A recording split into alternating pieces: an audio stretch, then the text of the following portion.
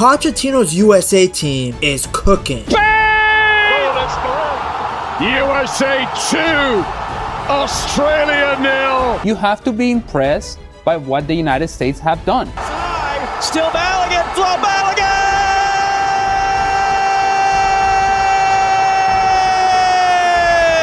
Willing to press, they're willing to counter press, there's identity, there's a personality to this group, there's maturity to this group. You're seeing it displayed in the performance. I want one word from you. Can the US win this World Cup, yes or no? Yes. What would success be a year from now? Well, for me, win the World Cup.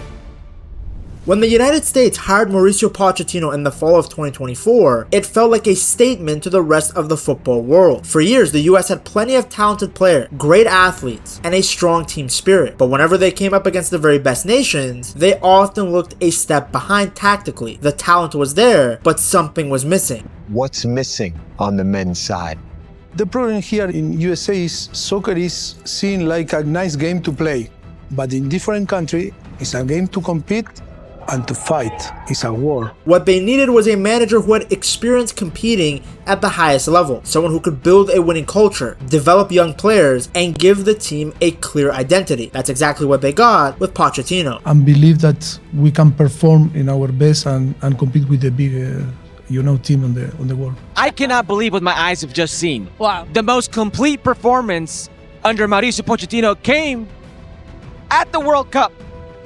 The first time we ever see the starting 11, and it was a complete dominance. The Americans have looked confident, exciting, and completely in control. I mean, they put together their best start to a World Cup in nearly a century. For the first time since the very first tournament in 1930, the US had won its opening 2 matches at a World Cup. It started with a dominant 4-1 win over Paraguay at SoFi Stadium. Is this the best performance ever by the US men's national team at an international tournament? Jürgen? Among the top 3, certainly. JJ? Yeah, I'm with Jürgen. Top 3. Yeah, it's right up there. They followed that up with an even more impressive 2-0 win over the kangaroo-loving Aussies in Seattle. Pressure when we don't have the football is the best in the tournament. I don't see another team as athletic as us, as quick as us, and be able to press the ball for as long period of time as we're able to do that. So that's something we have special. If we can build on that, who knows? Now, what chance did the Americans have in actually going far in this tournament? Well, we have data for it thanks to the sponsor of this video, Kalshi, the largest prediction market in the United States. Here's what makes Kalshi different. You are not playing against a house. Kalshi is peer-to-peer trading. You buy a yes or no contract on whether something will happen, and you're trading directly against other users. Think of it like buying or selling a stock. The line isn't set by some algorithm working against you. It moves based on where the money goes. Public opinion sets the price. Right now, USA to reach the semifinals of the World Cup is trading at this, meaning a $100 buy pays out this much with a correct prediction. And as that probability shifts, you can buy in or out of your position at any time to lock in a profit or cut a loss. Kalshi is CFTC approved, federally regulated, which is why it's available all across the country, including California and Texas. Download the Kalshi app and use code PETTALKS to get $10 when you trade $10. One of the first things that Pochettino changed was the mentality. And believe that we can compete with Argentina, with England, with Spain, That is the most important thing. When we have the ball, is to trust in our organization also, in our quality, and play. Enjoy playing. Players were no longer guaranteed a spot in the starting lineup just based on their reputation. Everyone had to earn their place. The standards became higher, and the entire squad was pushed to improve. More importantly, Pochettino convinced the players to believe they belonged on the same field as the world's best teams. He then introduced a much more proactive style of football. Rather than sitting back and scratching their butt waiting for the opposition, the US began looking to control games themselves through possession, their pressing, and quick attacking combinations. The team became more flexible, more confident on the ball, and far more comfortable adapting to different opponents. We love to have the ball. We love to be protagonists. We love to be aggressive. We love to show character. And when you don't have the ball, you need to run, you need to press, you need to recover the ball, and you need to be stronger than your opponent. For decades, American soccer searched for a coach who could unlock this country's potential. Many believe they have finally found him. And when you look at Pochettino's managerial journey, you will understand why the US Federation wanted him so bad. Before managing some of the biggest clubs in Europe, Mauricio Pochettino got his start at Espanyol, a club where he was already a legend as a player. As a tough, no-nonsense defender, Pochettino spent years at Espanyol and became a fan favorite. One of his most famous moments came in 1997 when he helped shut down Brazilian superstar Ronaldo in a huge derby win over Barcelona. This is the Brazilian R9, by the way, not the Botox guy from Portugal. He also played a key role in helping Espanyol win the Copa del Rey in 2000, ending a 60-year wait for a major trophy. So when he returned as a manager in January of 2009, he was coming home. The problem was that Espanyol were in serious trouble. The club was sitting at the bottom of La Liga and looked destined for relegation. Pochettino immediately shook things up. Training became tougher, players were pushed harder physically, sessions focused heavily on fitness, pressing, and playing with the ball. He wanted his teams to be aggressive, organized, and brave, even against stronger opponents. Tactically, he built the team around a 4-2-3-1 system. Inspired by Marcelo Bielsa, Pochettino paid close attention to every detail. Maybe I not share the same philosophy or not follow the philosophy of him, but I think he inspired me to be a coach. He regularly used video analysis to show the players' mistakes and improvements, something that back then wasn't nearly as common as it is now. His biggest moment came just a month after taking over. Espanyol traveled to the Camp Nou to face Pep Guardiola's Barcelona, the best team in the world at that time. Most people expected a comfortable Barca win. Poch, though, he had other ideas. Instead of sitting back, Espanyol pressed aggressively and took the game to their rivals. Midfielder Ivan de la Peña scored twice, and Espanyol pulled off a stunning 2-1 upset. It was their first win at the Camp Nou in 27 years, and one of the biggest surprises of the season. That win sparked an incredible turnaround. Espanyol won 8 of their final 10 league games and climbed all the way to 10th place, completing one of the great escape stories in Spanish football. Over the next few seasons, Pochettino continued improving the team. Espanyol finished 11th in 2010 and an impressive 8th in 2011, despite operating with a much smaller budget than Spain's biggest clubs. Pochettino also began building a reputation for developing young players. During his time at the club, he worked with a young Felipe Coutinho, helping the Brazilian grow into the creative player who would later star for Liverpool, Barcelona, and Brazil. It was the first chapter of a coaching journey that would eventually take him to the biggest stages in football. When Mauricio Pochettino arrived at Southampton in January of 2013, most people didn't understand the decision. The club had just sacked their popular manager Nigel Adkins, and the fans were furious. Club legend Matt Le Tissier even called the board a laughingstock. To make matters worse, Pochettino barely spoke English when he arrived. Surprised a few people with your team. En una tarde donde has sorprendido a varias personas con el equipo que has escogido. No. Leading many people to doubt whether this guy could succeed in the Premier League. And I was thinking how I can create an impact because no one knows me. Who is Pochettino, no? It didn't take long for him to prove everyone wrong, though. Almost immediately, Pochettino transformed Southampton into one of the most exciting teams in England. He introduced a very aggressive, high-energy style built around pressing, quick passing, and constant movement. The same principles you're seeing in the current USA team. When you don't have the ball, you need to run, you need to press, you need to recover the ball, and you need to be stronger than your opponent when you don't have the ball. His preferred 4-2-3-1 system focused on winning the ball back high up the pitch and attacking before the opponents could get organized. Up front, Ricky Lambert was the focal point of the attack, holding the ball up and linking play with the creative players like Adam Lallana, Jay Rodriguez, and Steven Davis. Out wide, fullbacks Luke Shaw and Nathaniel Klein were encouraged to attack constantly, often playing more like wingers than actual defenders. Without the ball, Southampton became relentless. Players hunted in groups, they pressed aggressively, and they made life miserable for opposing defenders trying to play out from the back. During the 2013-2014 season, Southampton averaged 58.6% possession, more than even Manchester City. What did you... Wait a minute. Though keep in mind this was before Pep got to Man City. For a club outside of England's traditional elite, that was almost unheard of. One of Pochettino's smartest moves actually happened away from the pitch. Early in his time at Southampton, he took the squad to Barcelona's training ground. As the players stepped off the bus, they watched football legends like Puyol and Messi greet Pochettino with huge hugs and obvious respect. The Southampton squad was stunned. At that moment, they realized their new manager wasn't some unknown guy they pulled off the street who couldn't speak English. He was someone respected by some of the biggest names in world football. The players to train at Barcelona's training ground, and they fell in love with you when Messi came up and gave you a hug. Is that true? Yeah, probably, yeah. It feels true. I think that instantly helped him win over the dressing room. And once the players bought into Pochettino's ideas, the results followed. How productive was your spell in Barcelona? Bueno, creo que ha sido una semana buena de trabajo. It has been a very good week of work. It has been also a very good atmosphere. We've gotten to know the players very well. The players have gotten to know us very well. His team started beating some of the biggest clubs in England, including Manchester City, Chelsea, and Liverpool. One of the most famous wins came at Anfield. Southampton's pressing was so well organized that Liverpool struggled to get out of their own half. Every player knew exactly where to be and who to press. It was one of the clearest examples of the high-intensity football that would later become Pochettino's trademark. The Saints left Anfield with a famous 1-0 win, and by the end of the 2013-2014 season, they had finished 8th in the Premier League with 56 points. More importantly, they had become one of the most entertaining teams in England. His time at Southampton was relatively short, but it changed everything. When Mauricio Pochettino arrived at Tottenham in 2014, the club had talent but lacked direction. Spurs were stuck in a cycle of inconsistency. They had good players, but they weren't serious title contenders, and living in the shadow of England's biggest clubs. Pochettino changed that. The first thing he did was make Tottenham one of the fittest teams in Europe. I'm talking about their stamina, not their looks. Training was intense. Players were expected to press relentlessly, run harder than their opponents, and play with non-stop energy for 90 minutes. Pochettino believed fitness could become a competitive advantage. We want to run more.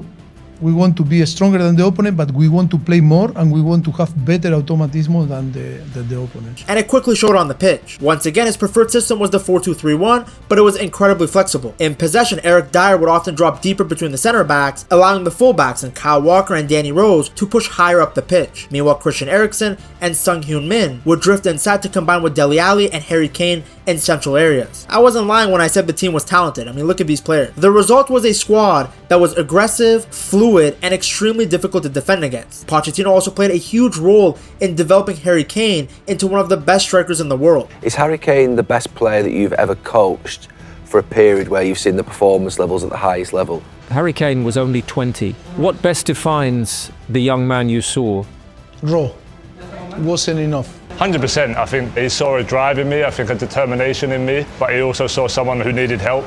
I made my debut with Tim Sherwood, which was a massive thing, but I don't think I was really developed enough to perform. There we go, quicker. I think Poch bring that out of me, both physically, but also mentally, the way he saw his players training, the way he demanded in the gym. Tottenham went from being a good team to a genuine force. That alone should tell you how good this guy is as a manager, because Tottenham have been seen as a massive joke for like decades. It's the history of the Tottenham.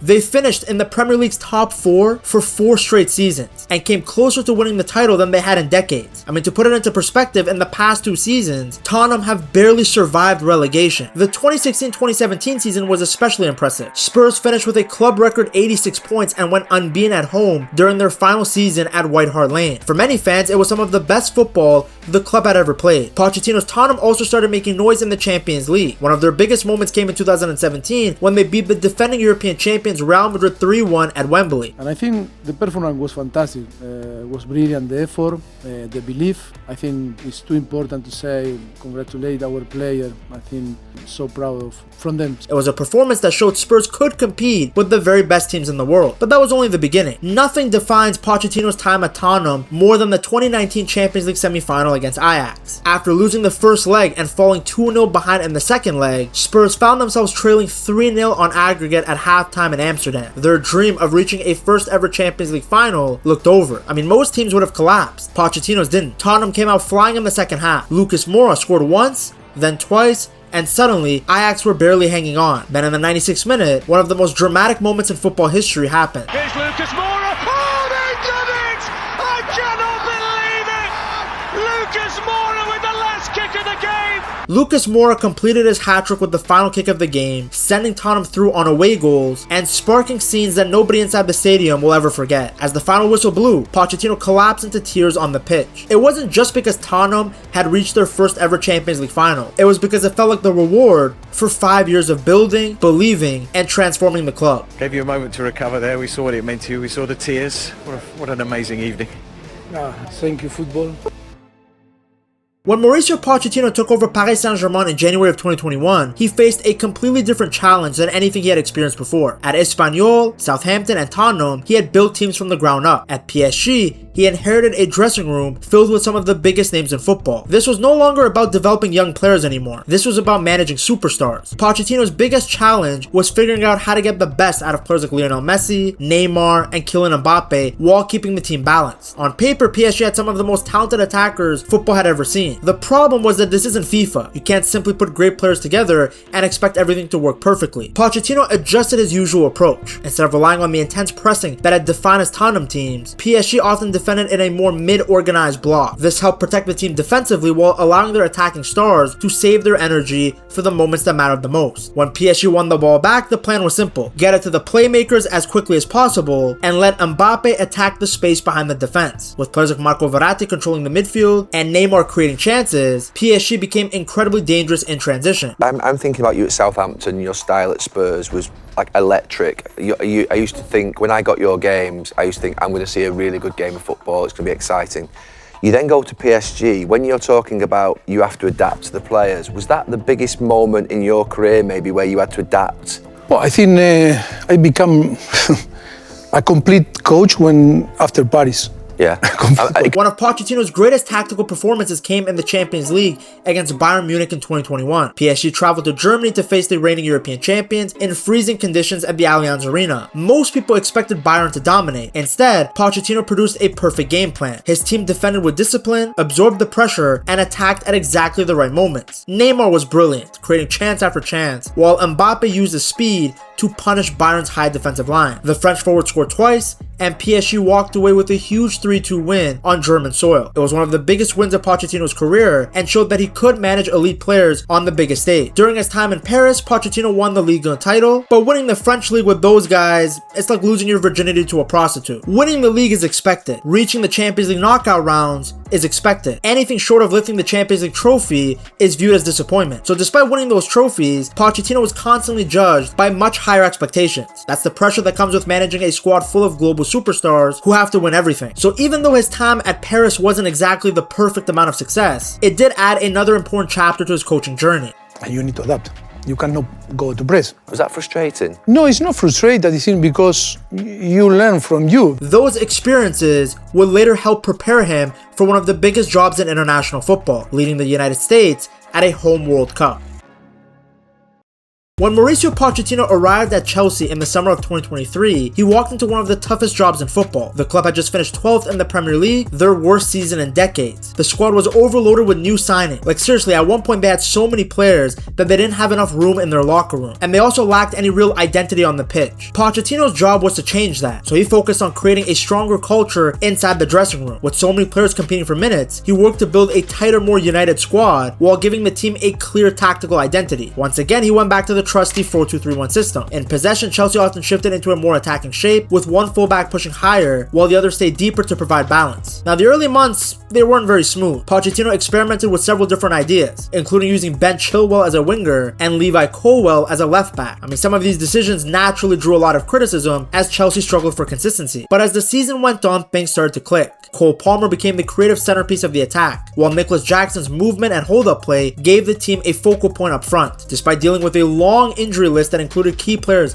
like Reece James and Ben Chilwell, Chelsea improved dramatically as the season progressed. I mean, the second half of their campaign was really impressive. They lost just one of their final 15 Premier League matches and climbed all the way to 6th place, securing a return to European football. By the end of the season, they had scored 77 league goals and looked like a completely different team compared to the one that started the year. There were several standout moments during Pochettino's time at Stamford Bridge. One of the most memorable was the crazy 4-4 draw against Manchester City. Chelsea went toe-to-toe with the reigning treble winners and showed they could compete with the best teams in the league. Another highlight came in their dominant 6-0 win over Everton, a match that perfectly showcased the attacking football Pochettino had been trying to build. More than anything else, Pochettino's biggest success at Chelsea was helping Cole Palmer become a superstar. Signed from Manchester City late in that transfer window, Palmer exploded under Pochettino's guidance. For him to give the freedom to be wide, to stay inside, to arrive like a number 9, change position, we create some dynamics, for him to feel free. Maybe the only player that have the freedom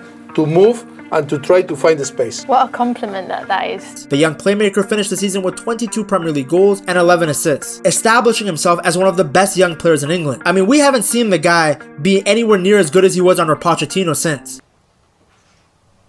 What? His performances earned him the PFA Young Player of the Year award and eventually a place in England's Euro 2024 squad. Although Pochettino left Chelsea by mutual agreement in May of 2024, that's putting it lightly. The American owners essentially forced him out, which makes no sense considering I just showed you guys how good they were in the second half of the campaign. Many supporters and players felt like he had been harshly treated, because remember, when he arrived, the club was in complete disarray. When he left, Chelsea were back in Europe, playing exciting football, developing young stars, and finally moving in the right direction again. This is what happens when you put investment bankers in charge of football. But the thing is, everything that Pochettino learned at all of these clubs, he has now applied to the US men's national team. We saw it at the World Cup. His side played with confidence and intensity. The players look free. There's an American pun in there about freedom, but I'm just gonna leave it. For years, American teams often looked like they were trying not to lose rather than to win. This group is different. They press aggressively, they attack with confidence, and they are not afraid to take risks against anyone. The Pochettino era has changed American soccer forever. The expectations are higher, the standards are higher, but the belief is also stronger than it has ever been. The rest of the world is finally starting to see what American soccer fans have been hoping for years. To see just how good the players on this team are, you have to watch this video right here.